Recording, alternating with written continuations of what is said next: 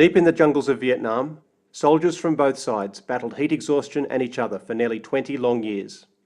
But the key to communist victory wasn't weapons or stamina, it was a dirt road.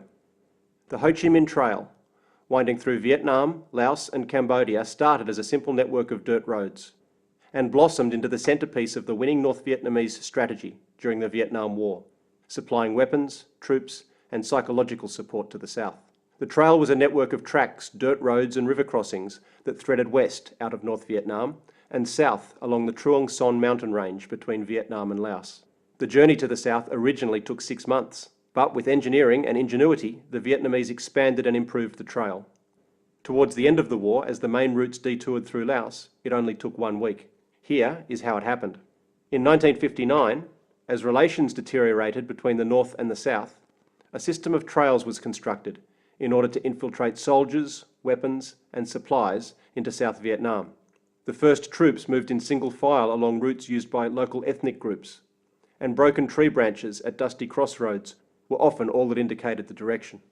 Initially, most of the communist cadres who came down the trail were Southerners by birth who had trained in North Vietnam.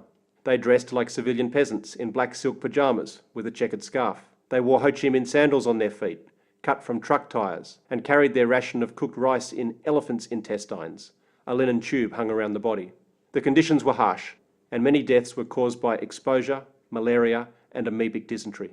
Getting lost, starving to death, and the possibility of attacks by wild tigers or bears were constant threats. Meals were invariably just rice and salt, and it was easy to run out.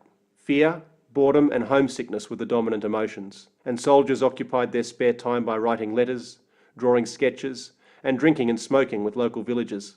The first troops down the trail did not engage in much fighting, and after an exhausting 6-month trip, arriving in the south was a real highlight, often celebrated by bursting into song. By 1965, the trip down the trail could be made by truck. Thousands of trucks, supplied by China and Russia, took up the task amidst ferocious B-52 bombing, and truck drivers became known as pilots of the ground. As the traffic down the trail increased, so did the US bombing.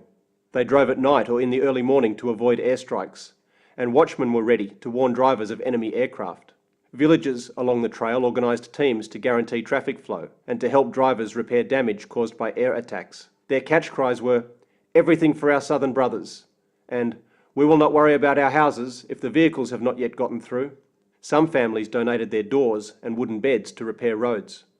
Vietnamese forces even used deception to get US aircraft to bomb mountainsides in order to make gravel for use in building and maintaining roads.